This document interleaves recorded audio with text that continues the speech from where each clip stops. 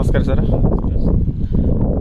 Last time ನೀವು James 7ನೇ ದಿವಸಕ್ಕೆ spray ಮಾಡ್ಕೊಂಡ್ರಿ, ಏನೇನು ಕೆಲಸ ಮಾಡಿದ್ರಿ?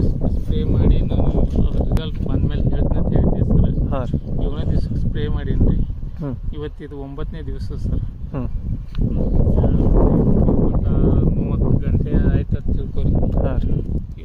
5ನೇ ದಿವಸಕ್ಕೆ ಸಾಯಂಕಾಲ ಸ್ಪ್ರೇ ಮಾಡೀನಿ ಸರ್. 5ನೇ ತಾರೀಕು ಅಂದ್ರೆ ಹಾಂ, ಹಾಂ. 5ನೇ ದಿವಸಕ್ಕೆ ಸಾಯಂಕಾಲ ಸ್ಪ್ರೇ ಮಾಡಿದ್ವಿ. ಹಾಂ ರೀ. ಇವತ್ತು 9ನೇ ದಿವಸ ಸರ್. ಹಾಂ. ಇದು ನನಗೆ ಸಮಾಧಾನ ತಂದದ ಸರ್. ಒಡಿವಣಿಕೆ ಹೆಂಗೈತ್ರಿ? ಅದು 11 ದಿವಸಕ್ಕೆ ಈ ಲೆವೆಲ್ ಬರಬೇಕಾಗಿತ್ತು ಸರ್. ಹಾಂ ರೀ. ಅಂದ್ರೆ 9ನೇ ದಿವಸಕ್ಕೆ ಬಂದೈತಿ. ದಿವಸಕ್ಕೆ ಈ ಲೆವೆಲ್ ಬಂದದ ರೀ. ಮತ್ತು ಕೋರ್ಸ್ ಅದ ರೀ. ಹಾಂ ರೀ. ಹೂ ಹೊರಗೆ ತಂದ ರೀ. ಹಾಂ ರೀ. ಬರೀ ತಪ್ಪಲು ಬಂದಿಲ್ಲ, ಎಲಿ ಬಂದಿಲ್ಲ ರೀ. ಹಾಂ ರೀ. ಹೂ ಹೊರಗೆ ತೊಗೊಂಡು ಬಂದವ ರೀ. ಹಾಂ ರೀ. ಹೂ ಸಕ್ಸಸ್ ಆಗ್ಯದ ಸರ್. ಜೇಮ್ಸ್ ಯೂಸ್ ಮಾಡ್ಬೇಕು ಸರ್. ಜೇಮ್ಸ್ ಹೊಡಿದ್ರಂದ್ರೆ ಪ್ಲಾಟ್ ಸರಿಯಾಗಿ ಹೊಡಿತೈತೆ?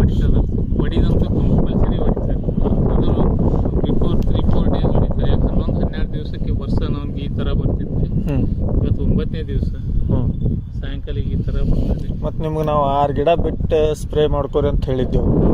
ನೀವು 6 ಗಿಡ ಬಿಟ್ಟು ಸ್ಪ್ರೇ ಮಾಡಿರಿ? ಇಲ್ಲ ಸರ್, ಅಂದ್ರೆ ಗಾಡಿ ಸ್ಪ್ರೇ ಮಾಡ್ತಾರೆ, ಕಂಟಿನ್ಯೂ ಹೊಡೆದು ಬಿಡ್ತಾರೆ ಸರ್. ಹಾಂ.